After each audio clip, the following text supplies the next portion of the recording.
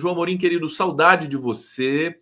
Bem-vindo aqui para mais uma jornada. Temos muitos temas importantes e candentes e intrigantes, como, por exemplo, a queda do helicóptero do presidente do Irã. Eu estou muito curioso para saber como é que você avaliou esse episódio. Eu estou com a matéria aberta aqui dizendo o seguinte: potenciais suspeitos da morte misteriosa do presidente do Irã, e parece que tinha muita gente interessada nisso, e a princípio foi um acidente. Bom, vamos começar a falar sobre isso. Seja bem-vindo, querido João Amorim. Tudo bom? Tudo bem, Conde, bom dia a você, bom dia a todas as pessoas que nos acompanham, que nos assistem, é sempre um prazer estar aqui com você. E, toda vez que morre um líder político em qualquer lugar do mundo, nessas circunstâncias, uma série de teorias são levantadas, né? Ainda mais o Ibrahim Raisi, que era cotado como um possível sucessor do Ayatollah Ali Khamenei, né, que está no poder desde 89, é o líder supremo do Irã, né, o conservador, linha dura, etc., o Raisi, e né, teria né, a apreciação da Assembleia de Peritos, que é quem elege o Ayatollah, né? E aí, vejam, eu particularmente... Aliás, desculpa, você já está falando do Ali Khamenei, que é o Ayatollah, né, que é o chefe supremo. Explica para a gente, antes, se você puder, como é que funciona essa questão da eleição do Ayatollah. Então, a primeira coisa que tem que ser posta claramente é que a gente não deve ficar analisando sob a perspectiva dos discursos ocidentais, né, que demonizam o Irã desde 1979, né, sobretudo durante os anos 80 e início dos anos 90, com o Khomeini, né, com todas as coisas que o Khomeini implementou, todas as reformas que ele implementou, etc. E aí, vejam, todo mundo fala o Irã é uma teocracia, uma ditadura religiosa. Sim, é uma teocracia. Lá o Ayatollah é quem manda, o líder religioso é quem manda, efetivamente. É ele que exerce a chefia de Estado, né? A chefia de governo fica com o presidente, porém, né, o Ayatollah ele interfere nos três poderes, enfim. Só que a classificação, né, o grande problema hoje da gente ter essa política de cancelamento, né, essa bipolaridade enorme em tudo, né, essa briga de torcidas que se implanta em tudo, é que a gente perde a perspectiva da análise fria e da análise coerente, né? Vejam, o Irã tem eleições periódicas de 4 em 4 anos, o mandato presidencial é de 4 anos, a própria Assembleia de Peritos que escolhe o Ayatollah, o sucessor, né, na chefia de Estado, é eleita por votação direta, né? Muita gente não sabe, obviamente, por conta até desse bloqueio, dessa censura. Acham que é uma teocracia. Como se fosse qualquer ditadura. Igrejinha. E qualquer igrejinha de beira de esquina em que a palavra do líder religioso, né? E vejam, não estou aqui dizendo que é uma democracia plena, não estou aqui dizendo que é um país que implementa direitos humanos universais, não estou aqui dizendo que é um país que não persegue, não reprime os direitos das mulheres, porém, algumas questões têm que ser postas em perspectiva para a gente poder fazer análises geopolíticas e análises circunstanciais sérias. Tá? Veja, a própria Assembleia de Peritos ela é eleita de 8 em 8 anos, né? Eles têm mandato fixo. Dos 290 deputados na Assembleia, no parlamento iraniano, né, você tem 16 mulheres, é um país que tem, inclusive, cotas reservadas à minoria. Quantas mulheres, desculpa? São em 290 deputados, em 290 parlamentares, são 16 mulheres eleitas diretamente. O Brasil não está muito diferente disso. Não, veja, o Brasil tem 513 deputados, 15% da Câmara dos Deputados é composta de mulheres. O Irã tem 290 deputados, são 6% do total de mulheres. Ou seja, nós estamos ali, né, guardadas as proporções, praticamente na mesma situação. E não venham me dizer que o Brasil é um país que garante plenamente, que torna eficazes todos os direitos, a igualdade de direitos de mulheres. Não me digam que o Brasil não é um país também influenciado profundamente, ainda que não oficialmente, inclusive em nível governamental, por preceitos teocráticos, por preceitos religiosos.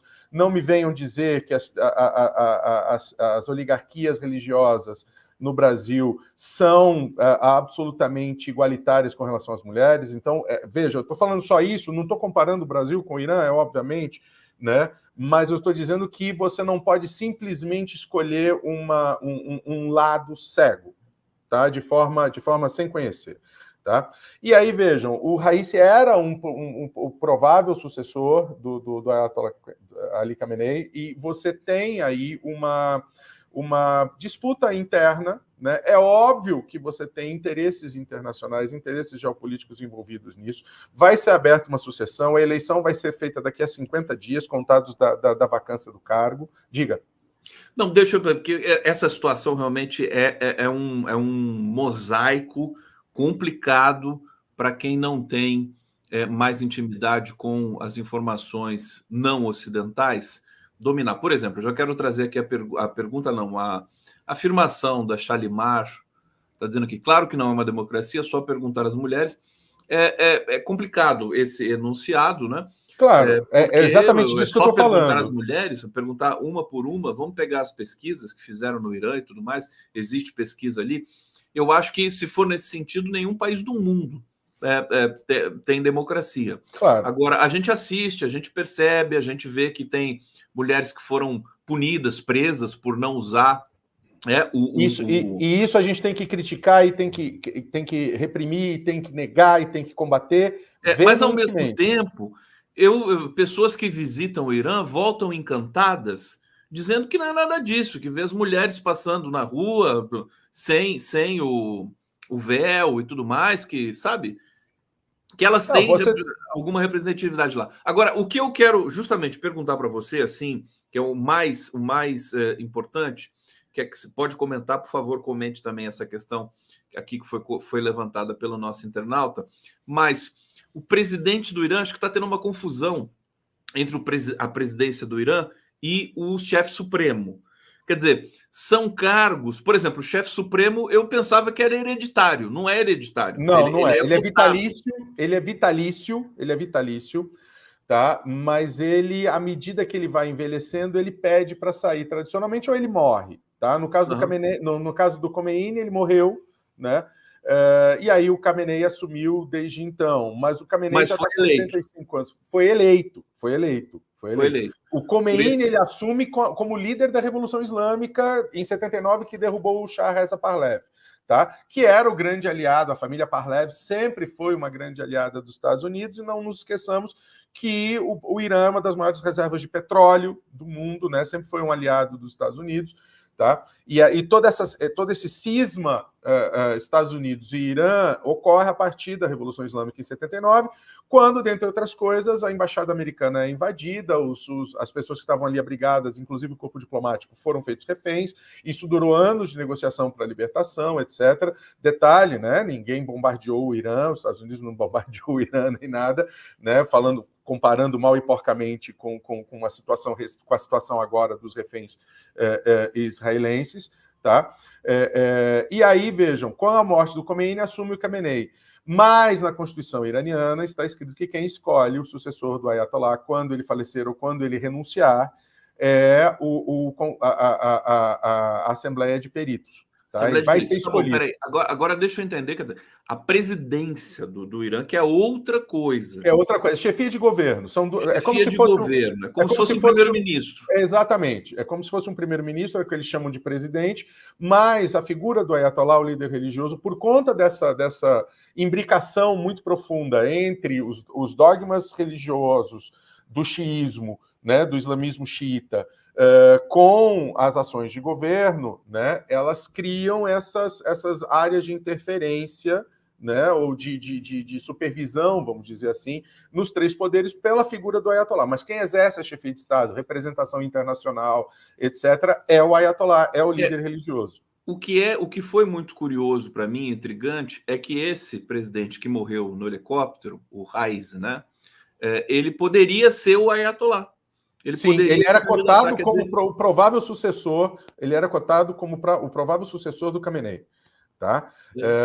Então aí você tem uma série de disputas de poder interna também que podem eventualmente, é isso que alimenta as teorias conspiratórias, podem eventualmente ter causado um atentado, um acidente. Porém, e de novo, o unidirecionamento das agências de notícias ocidentais, né? O avião estava voando em condições péssimas de visibilidade, existia, se eu não me engano, estava chovendo, né? Ou seja, há uma chance grande, concreta, de ter sido um acidente mesmo, né? Um acidente de percurso. E veja, teorias conspiratórias de falecimento de sucessores de chefes de Estado não é um privilégio iraniano, um privilégio oriental. É só a gente se lembrar das teorias e das conversas que até hoje surgem com relação ao acidente aéreo que matou e que nos privou do Eduardo Campos, na época da eleição, de 2000, se eu não me engano, 2018. Né? Então, assim, veja, você tem, sempre que acontece um fato desses, você tem especulações de toda a ordem, né? Você tem aí um grande opositor, um grande inimigo dos Estados Unidos, da América, etc. Com relação ao que a nossa internauta, a nossa telespectadora levantou, eu não estou aqui dizendo que o Irã é uma democracia plena. Na verdade, hoje do mundo, se você for olhar com lupa, com atenção, a esmagadora maioria dos países, inclusive aqueles que a gente tem como democracias incontestes, não são democracias plenas, sobretudo quando a gente vai a esse nível de respeito das liberdades individuais e dos direitos fundamentais. Tá? Tanto é que a extrema-direita globalmente se aproveita dessas situações fáticas, dessas situações concretas, para minar os discursos e atacar a democracia. O que eu estou dizendo aqui é que, da mesma forma que todo mundo se arvorou em especialista na eleição russa, na recente reeleição, múltipla reeleição do Vladimir Putin, na Rússia, a gente também não pode se arvorar agora em especialista do sistema eleitoral e da Constituição iraniana sem conhecer, sem falar como é. Existem problemas? Claro que existem, como existem muitos aqui no Brasil. Eu vou trazer até o comentário aqui do nosso público, que está assim, instigado por essa questão, começando aqui com a Márcia Regina Fogaça. Como é o feminicídio no Irã? Quer dizer, eu acho que com toda certeza desse mundo não é tão terrível quanto no Brasil, né? Brasil é recordista em feminicídio. Eu não tenho esse dado, mas por outras... Eu vou avançar aqui nas leituras, porque assim... Eu comento no geral depois. O que eu vejo, você fala no geral depois, o que eu vejo que aparece no bate-papo, aparece todas as direções assim de opiniões, o que eu acho que traz a qualidade para o nosso programa sempre. Aqui o nosso coletivo é realmente maravilhoso, não é dogmático, né?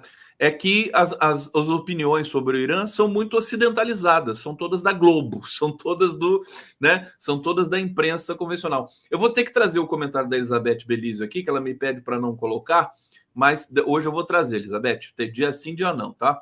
A maioria dos estudantes universitários e dos CEOs das empresas são mulheres. Salem Nasser está no Irã. Volta amanhã. Salem Nasser, que teve aqui... Querido Salem Nasser. Está no grande Irã. Grande amigo, grande querido. Figura fantástica, professor da FGV. Rúbia Paula Oliveira. Mulheres gays não têm nenhum direito. Quer dizer, eu acho que esses comentários peremptórios, eles têm a ver com essa visão ocidental. Vamos com calma. Lynn Brown, é mesmo que dizer que o Xi é o ditador da China, porque o Xi também é eleito por uma assembleia, né? Fabiano prometi, até ontem as mulheres não podiam dirigir, mulheres são apedrejadas a todo momento, não dá para normalizar isso. Bom, vou ficar por aqui e você comenta, querido. Vamos lá. Não, então, eu vou começar por esse último. Na verdade, veja, onde as mulheres não podiam dirigir até recentemente é a Arábia Saudita, tá? Mulheres apedrejadas, eu tô com um problema na minha cadeira aqui, na minha tela verde. Onde as mulheres são...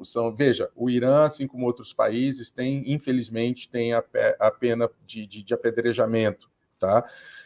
Eu não sou especialista na legislação iraniana, mas sim, existem problemas existe uma questão de legalmente não se reconhecer uma série de direitos.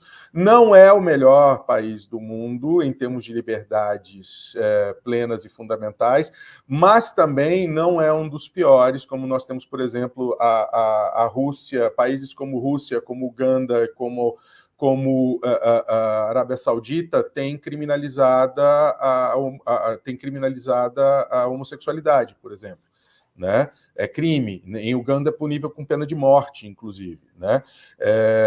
E eu não vejo ninguém se levantar. Quer dizer, não é que não vejo ninguém se levantar. Né? O Ocidente não coloca como pauta a ser massivamente difundida pela imprensa dos países alinhados, como Uganda sendo uma ditadura. E né? Você tem uma pessoa no poder há décadas lá, por exemplo, sem eleições. Né? O que eu estou dizendo aqui é que, sim, você tem uma série de questões que são ligadas diretamente ao fundamentalismo religioso também. Né? Agora, em termos de... Veja, eu não sei se existe essa figura criminal, no caso do Brasil, de qualificadora criminal do feminicídio. Não tenho dados realmente sobre morte de mulheres, né? Mas com certeza não é um dado, até pelo tamanho da população, não é um dado que se compara, por exemplo, ao Brasil. O Brasil é o país que mais mata mulheres, é o país que mais estupra mulheres, é o país que mais mata integrantes da população LGBTQIA+, por dia, no mundo. Sabe? O meu ponto aqui, Conde, é exclusivamente o seguinte: não vamos embarcar nessa onda de apontar dedo, de falar não pode, sem conhecer. E ainda mais quando a gente tem um rabo enorme aqui no Brasil com relação à igualdade de direitos, com relação a direitos das mulheres, com relação a respeito das mulheres, com relação à desconstrução do machismo e da misoginia estruturais da sociedade brasileira, para olhar, antes de olhar para a casa dos outros. Né? Com relação à questão da sucessão política, né, você tem um processo transparente. Pode não ser semelhante ao nosso, pode não ser o que a gente coloca, mas a gente não pode ficar reproduzindo o discurso da Casa Branca de que os meus inimigos são sempre ditaduras, são sempre sanguinários, e os meus aliados, por mais sanguinários que sejam, por mais ditatoriais que sejam, são sempre as figuras legais da história. O ponto todo que eu estou colocando é esse. Perfeitamente, João Amorim. Eu estou tentando achar agora que taxa de feminicídio no Irã. É difícil que tenha, talvez esse dado não seja divulgado, não seja sequer compilado lá. Certo, né? Mas o que eu consegui achar aqui é uma matéria de 2023, de acordo com os últimos números disponíveis, em 2019, quase 77 mil exames médicos foram realizados por denúncia de violência doméstica contra mulheres no Irã. É uma matéria em que o Irã planejava que endurecer as penas para quem pratica violência contra mulheres. Repito, porque eu conheço muita gente que vai para o Irã. Eu tenho muita gente que vai para o Irã também, volta encantado e diz que não é nada daquilo que a gente diz aqui, que as mulheres lá têm o seu espaço, inclusive muito mais respeitado que as mulheres brasileiras. Agora, evidentemente que tem distorções aí em algum lugar. É uma cultura assim de 5 mil anos, né? É uma coisa. Claro, né? Claro. Não nos esqueçamos que boa parte das primeiras codificações de direitos fundamentais a gente deve aos persas. Pois é, toda a cultura ocidental, aliás, advém das traduções e das leituras da filosofia grega, né? É uma história fantástica essa aí. Deixa eu só acrescentar aqui. E eu fui procurar no Brasil, né? Entre 2015 e 2023, quase 10,7 mil mulheres foram vítimas. Mas aqui não foram notificações, foram vítimas mesmo. Vítimas mesmo. Né? O Brasil registrou 1.463 casos de mulheres que foram vítimas de feminicídio no ano passado. Quer dizer, mulheres mortas. Não são mulheres feridas ou qualquer coisa assim. São mulheres mortas. O caso no Brasil realmente é muito grave. Agora, eu queria voltar. Tem um comentário aqui antes que eu quero trazer. Olha só, a Cristiane Corrêa Rezende: tendo o governo do Irã essas características, a extrema-direita deveria amar esse país, né? Mistura de política com religião, menos direitos para as mulheres, perseguição do grupo LGBTQIA+, etc, etc. E não é bem assim, quer dizer, o Bolsonaro não morre de amores pelo Irã, né? Mas veja, a gente tem que lembrar o seguinte: a extrema-direita tem uma pauta, uma agenda própria, que é uma agenda ditada por um conflito de dominação imperialista, tá? Esses líderes da extrema-direita, eles são catapultados a essa posição de, entre aspas, líderes da extrema-direita, pela mais absoluta falta de cognição e pensamento autônomo. Né? É pré-requisito. No Brasil, é avacalhação total. No Brasil, na Argentina, o Trump nos Estados Unidos, o Orbán, ou seja, por quê? Porque a pessoa ela precisa ser totalmente desprovida de qualquer tipo de intelectualidade e de conhecimento e de superego, a ponto de poder reproduzir os temas do discurso da extrema-direita, do movimento da extrema-direita global. É só você pegar os trechos desse comício que teve agora, domingo, em Madrid, os absurdos que foram ditos ali sucessivamente. Aliás, você vê, a gente tem muito assunto para tratar, meu querido. Deixa eu pegar o comentário da Elizabeth aqui, que ela autorizou aqui agora. O Irã apoia a Venezuela, Cuba e Nicarágua materialmente. Pode ler, querido. Obrigado, Elizabeth. Ela pede para não ler, porque ela quer participar assim mais off dentro do chat, mas às vezes... Só para a nossa telespectadora anterior, só mais um dado que a extrema-direita devia adorar. No Irã, o voto é impresso, mas não é público, ou seja, né, não é de cabresto, mas impresso não, ele é escrito. A pessoa vai lá e põe no papel o nome do candidato. Justamente, eu quero falar com você dessa reunião da ultradireita internacional em Madrid, mas antes disso, vamos fechar o assunto do helicóptero, porque muitos argumentos que vieram à tona tem a ver com o Irã sofre sanções, não pode renovar a frota de helicópteros. Eu achei meio fajuto isso, porque o Irã tem relações quase que carnais hoje com China, com Rússia. Claro. Como é que não vai ter um helicóptero? Falou que o helicóptero não tinha manutenção desde 1986. Explica isso para a gente. Veja, é óbvio que as sanções ocidentais afetaram muito o Irã, sobretudo a partir dos anos 2000, sobretudo com a criação do eixo do mal, todo esse discurso requentado, né, da época da Segunda Guerra, e é uma característica, inclusive, dos discursos totalitários. Né? Se você for olhar a rigor, peneirar tudo, nada de novo. O pensamento ultraconservador, o pensamento totalitário, ele não evoluiu nada, né? Eles estão requentando as mesmas teorias sempre até hoje, só estão atualizando as tecnologias. Tá? Mas eu não acredito nessa questão de ser consequência das sanções. Acho que isso é mais uma questão panfletária. Eu acho que sim, se houve realmente um acidente, tá? Eu acredito que tenha sido um acidente mesmo, e aí eu atribuo muito mais a causas atmosféricas, a causas climáticas, a causas circunstanciais do próprio voo. Né? Óbvio, as investigações vão acontecer, enfim, né? Isso vai ser objeto de escrutínio, inclusive internacional, de espionagem, né? com relação a essa investigação. E para a gente encerrar a questão da sucessão iraniana, eu acho que, bom, o parlamento iraniano é dominado por conservadores, por pessoas linha dura, tá? Eu acho que isso vai acabar influenciando, eu acho que vai ser escolhido um sucessor, né, mais na linha dura, semelhante à linha dura do Raisi, né?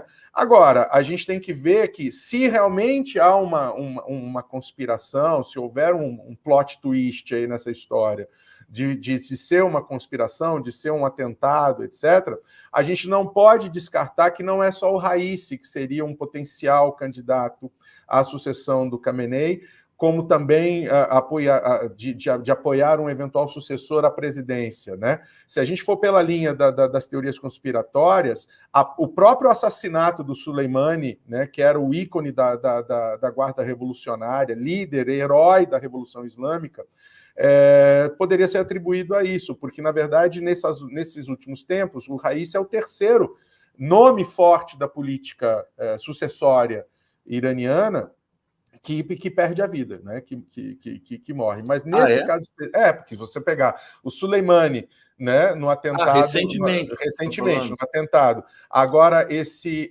Mohammad, me fugiu agora o sobrenome dele, que foi morto em Damasco? Foi morto em Damasco, no bombardeio israelense ao consulado. Todos eles eram grandes nomes da política iraniana e potenciais sucessores. O Soleimani nunca aceitou, essa função política. Ele sempre se manteve como uma referência dentro da guarda revolucionária. Agora, a composição de forças no Irã, pelo próprio bloqueio, e aí sim, pela própria cortina, pelo próprio domo de invisibilidade que é imposto no Ocidente, pela mídia e pelos governos das grandes potências, fica difícil da gente analisar especificamente. Eu agora, com essa informação de que o Salem chega amanhã vindo de Teherã, eu quero marcar um café com o Salem, quero me atualizar sobre a situação no Irã com ele. O Salem, inclusive, está dando um show, ele está com um canal no YouTube, que está crescendo muito, e ele está fazendo inserções todos os dias. E ele falou, inclusive, na última inserção dele, ele falou assim, olha, por coincidência eu estou no Irã, porque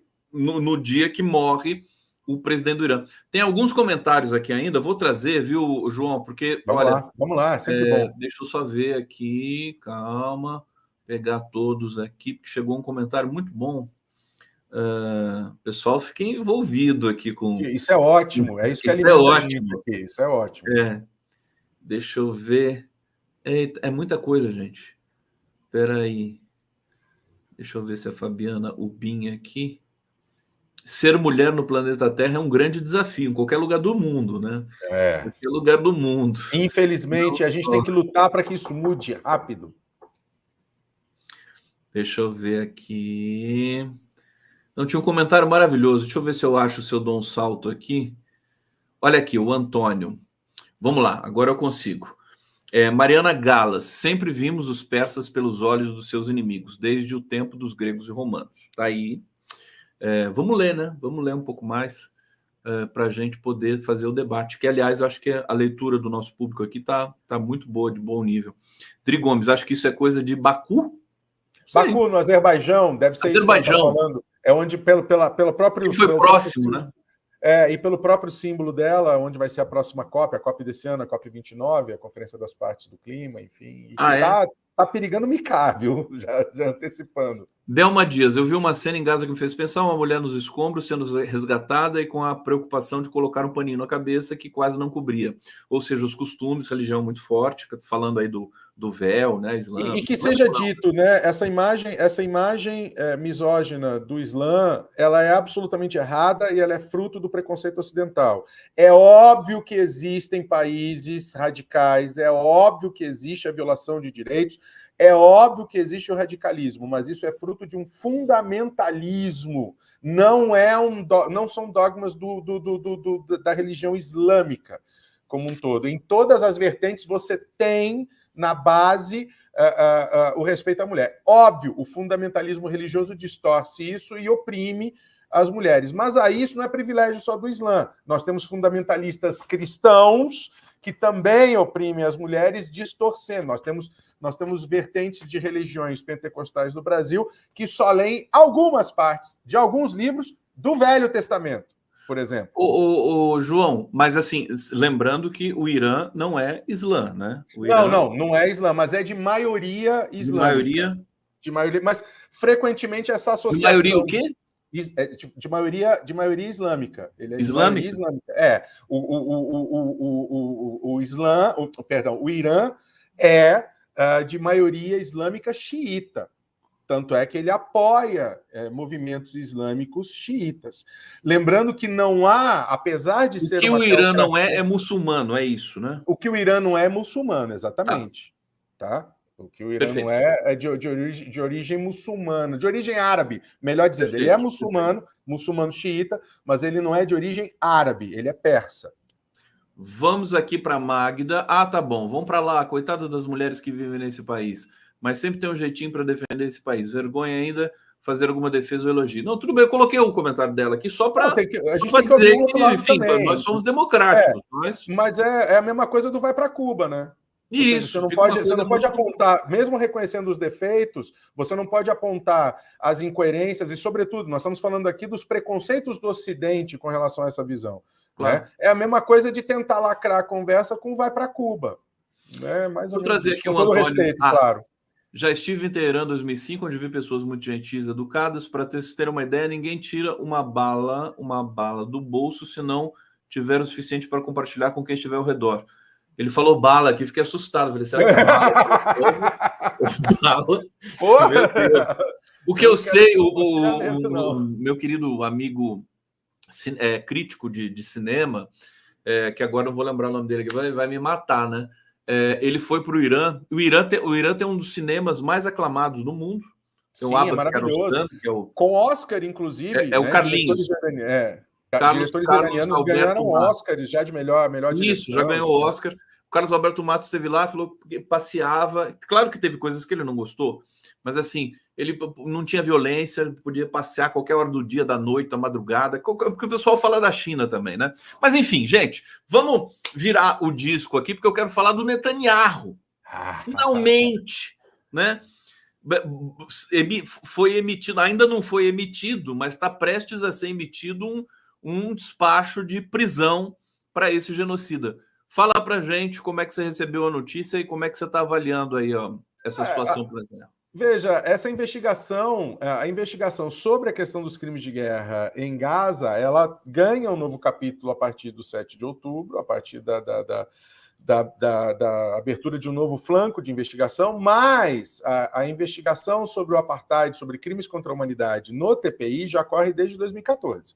Tá? Então, é um inquérito aberto há muito tempo, com um manancial de provas, e, sobretudo, agora, com relação ao genocídio em Gaza, ele ganha uma nova dimensão. Né? Eu, particularmente, já esperava, pelas próprias declarações recentes do promotor-chefe do TPI, do Tribunal Penal Internacional, com relação a Gaza.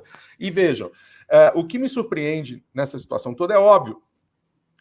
Foi solicitada a expedição da ordem de prisão. É muito provável que os juízes do tribunal aceitem, porque existe precedentes. É o mesmo caso, o caso da situação do mandato de prisão contra o líder do Hamas e contra o Netanyahu é o mesmo caso, é idêntico, na verdade, até com mais provas, mais sólido do caso em relação ao Vladimir Putin com relação a crimes contra a humanidade no território ucraniano. Tá? Então, assim, eu acredito até que há uma chance grande dessa ordem de prisão ser expedida, né? Se bem que, em relação a Israel, com a intromissão constante, a defesa constante dos Estados Unidos, a gente nunca sabe, mas precedentes existem. Tá? Agora, o que me chama a atenção, e veja, isso não quer dizer que o Netanyahu vai ser preso no dia seguinte, isso não quer dizer que ele vai vir a ser processado, julgado, condenado, nem tampouco o líder do Hamas, etc. Mas, olhando sob a perspectiva dos precedentes, sobre a perspectiva, sobretudo, da construção dos argumentos e das imagens, o que ocorre, infelizmente, o genocídio em Gaza tem servido para dizimar também completamente todo e qualquer tipo de argumento e de credibilidade dos discursos ocidentais. Veja, geralmente, quando a gente vê, por exemplo, um juiz, né, decidir um caso polêmico, né, contrário às provas dos autos, a gente fala que ele se baseou numa tecnicalidade, num tecnicismo, ou seja, ele pega um detalhezinho, uma vírgula lá da lei e constrói todo o seu argumento com isso. Tá? Então, essa situação em Gaza, o genocídio em Gaza, a limpeza étnica, os crimes contra a humanidade que vêm sendo cometidos abertamente há meses na região da faixa de Gaza, expõem toda essa tecnicalidade que o Ocidente vem tentando construir para justificar essa inimputabilidade, essa impunidade conferida pelas potências ocidentais a Israel, né, ao governo Netanyahu. Tá? Para você ter uma ideia, ontem eu acompanhei a conferência, a coletiva de imprensa do porta-voz do Departamento de Estado dos Estados Unidos da América, né, o Matthew Miller, que é um ginasta da argumentação, porque você tem lá alguns jornalistas que são extremamente críticos, que já encantoaram ele várias vezes, e ontem ele não teve como sair da pergunta, olha, então peraí, você está dizendo que o Departamento de Estado não reconhece legitimidade porque vê que há problemas no inquérito, por exemplo, Israel não é parte do Tribunal Penal Internacional, o Hamas é um grupo terrorista, a Palestina não é um Estado, ou seja, não pode ter validade, não tem legitimidade esse pedido de prisão. Mas espera aí, e da mesma forma, a Rússia não é membro do Tribunal Penal Internacional, a Ucrânia não é membro pleno oficial, mas ainda que tenha reconhecido a jurisdição do tribunal, e os Estados Unidos é o principal defensor, por muito menos, é o principal defensor da ordem de prisão do Putin. E aí a primeira resposta dele foi, não, mas é diferente porque Israel é uma democracia. Não, tudo bem, Israel é uma democracia e vocês acham que a Rússia não é uma democracia. Ótimo. Uma democracia que baniu a Al Jazeera. Que baniu a Al Jazeera, para começar, que queria controlar o judiciário, né? Não nos esqueçamos que antes do 7 de outubro havia já uma série de protestos contra a reforma do judiciário em Israel, né? Que impede manifestações de judeus ortodoxos a favor, pelo fim do conflito, que prende familiares de reféns que protestam na frente da casa do primeiro-ministro em espaço público e são presos brutalmente e agredidos brutalmente pela polícia porque não podem manifestar e pedir a volta dos seus entes queridos, etc., né? E aí ele sai com não, mas o problema é que a gente defende porque a Ucrânia reconheceu a jurisdição. Pois é, um erro que o Departamento de Estado comete nesse argumento e torna ele totalmente falacioso, além da questão de a gente defende para os nossos aliados, mas é contra... a gente defende contra os nossos inimigos, mas é contra os nossos aliados, esse tipo de decisão. Veja, a Palestina é membro pleno do TPI.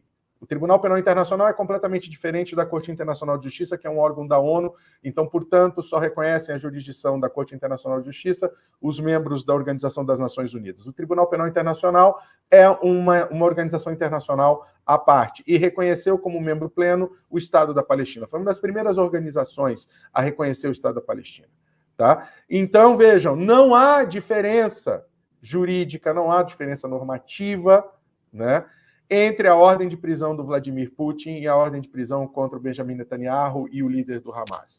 Tá? As duas são legítimas, se forem aprovadas, têm que ser cumpridas pelos membros. Agora, esse é o grande problema. A jurisdição do Tribunal Penal Internacional é uma jurisdição subsidiária. Ela não existe se os países tomarem medidas judiciais. Então, por exemplo, né, o Brasil tem uma lei que define o crime de genocídio. Tá? O crime de genocídio está previsto na legislação penal brasileira. Obviamente, só vão ser sujeitos à jurisdição penal brasileira em relação a genocídio, eventuais genocídios ocorridos aqui no Brasil, como já ocorreu, o Supremo Tribunal Federal já julgou um genocídio ocorrido no Brasil, que foi um genocídio praticado por garimpeiros contra Yanomamis, no final dos anos 70, início dos anos 80, lá na região da Raposa Serra do Sol, tá? Então, veja, a jurisdição do tribunal ela é subsidiária, ela só age quando os países não agem, né? Quando a jurisdição dos países não age. Então, veja, não é que o Netanyahu vai ser preso no dia seguinte, não é que vai chegar o japonês da Federal Internacional na porta do Netanyahu e vai tirá-lo do poder. Não. Isso gera uma limitação do poder e ajuda a desconstruir a imagem de intangibilidade de líderes em exercício de mandato. Tá? Ele coloca em xeque a posição das principais potências, porque, veja, se sair essa ordem de prisão, né, o Netanyahu vai viajar para algum país europeu que seja membro do TPI, que está obrigado a cumprir, que já tem legislação. Ele não vai poder viajar para a Europa. Ou seja, todo mundo fala, por exemplo, que o Harry Kissinger morreu impune, né? E realmente ele morreu impune, salvo o Tribunal Russell, né, que foi um tribunal informal, salvo outras iniciativas, salvo alguns processos criminais abertos isoladamente em países, realmente ele nunca viu o sol nascer quadrado, ele nunca foi condenado por nenhum dos múltiplos crimes contra a humanidade que ele praticou quando estava à frente do Departamento de Estado. Só que o Harry Kissinger passou os 20 últimos anos da sua vida só podendo viajar dentro dos Estados Unidos e para pouquíssimos países fora dos Estados Unidos, porque existiam processos criminais contra ele, ele podia ser preso. Inclusive, na época do governo... Pelo TPI? Não pelo TPI, por processos internos. Por processos judiciais internos. Tá? Inclusive, né, muita gente... A pessoa perguntava assim, por que o Kissinger vai tanto para a China? Acho que era só para lá que ele podia ir, né? Porque ele é como convidado do Xi Jinping, lá, obviamente, a China não é membro do TPI, obviamente a China não tem lei, nem abre processos por genocídio, né? Porque o governo estava lascado, tá? E eu me lembro quando uma vez ele veio, o Kissinger vinha ao Brasil, né? E movimentos de defesa de direitos humanos, inclusive de vítimas e de familiares de vítimas da ditadura brasileira, existia um processo correndo no judiciário brasileiro e a coisa ferveu, porque chegou a ser pedida a prisão dele, ele teve que vir praticamente às escondidas, recebeu sem cerimônia a ordem do Cruzeiro do Sul e voltou correndo para os Estados Unidos. Foi na época do Fernando Henrique Cardoso. Final do segundo governo. João Amorim, estamos chegando no final. Deixa eu pedir para o Paulo Amarante abrir a imagem dele. Ele estava com um pequeno problema aqui na conexão. Vamos ver se vai estar certo. Daí eu já vou colocar ele na tela aqui para gente, para já nos fazer companhia aqui. Tudo Grande, bom, Paulo? Querido Paulo. Ô, Gustavo, João. Então, tudo bem, meu filho? Pelo celular, não consegui entrar pelo computador. E aí adaptei o celular aqui, tá meio assim de baixo para cima, né? Mas tá ótima, a imagem tá ótima. Deixa só, antes da gente fazer essa transição aqui, vou trazer mais comentários aqui do nosso público. O Herbert Braga está dizendo aqui, vocês ficam passando pano para carniceiros. Achei tão interessante esse comentário. Não passo nada, eu não passo pano para o Biden, eu não passo pano para o Netanyahu, gente não passa pano para ninguém, na verdade é o contrário. Nem para o Khamenei, nem para o Raisi, nem para os absurdos que acontecem no Irã e em outros países islâmicos. Agora, a gente tem que ver o seguinte, até para... Né, Tarcísio, eu não passo pano para o Tarcísio. Não passo pano para o Tarcísio, exatamente. Eu não posso deixar passar... Veja, mas a gente tem que definir a amplitude da carnificina, né? Porque, por exemplo, eu estou vendo pela própria imagem do nosso telespectador aí, sem querer polemizar nem agredir ninguém, mas veja, pulverizar agrotóxicos, matando, contaminando populações indígenas... Ele é aqui do agrotóxico. Não, mas tem comentários aí. Vamos lá. Norma Serra, estranho um líder iraniano se expor a voar no mau tempo. Silvana Reis, o entendimento deles de emancipação feminina é diferente do nosso, é coerente com o contexto sociocultural deles, está aqui. Tiago Gomes, Velho Testamento é uma mentira, uma farsa copiado das tábuas sumérias. Uau! Sou Bela Fera, está aqui. Mesmo assim, os planos de Israel continuam firmes e fortes de construir um canal exatamente na faixa de Gaza, né? Todo mundo sabe, mas faz de conta que não sabe. E mais uma da Silvana aqui. Isso, são persas. Lembrando que muçulmanos islâmicos não são sinônimos. Muçulmanos islâmicos são sinônimos? São. O Islã é a religião e o muçulmano, o islâmico, é quem professa essa religião, nas mais variadas vertentes. João Amorim, brigadíssimo pela sua... Eu que agradeço, querido. Eu que agradeço. Sempre um prazer. Forte, apertado para você. Para nós, obrigado. E obrigado a todos e todas que participaram. Adorei as participações, adorei os comentários, mesmo os que não né, os que criticavam. Acho que debate democrático é isso, acho que conversa democrática é isso, é assim que a coisa avança, né? E, de novo, deixando registrado aqui rapidamente, os direitos e a igualdade das mulheres têm que ser defendidos em todo e qualquer lugar do mundo, mas a gente tem também que conhecer os outros povos, os outros regimes,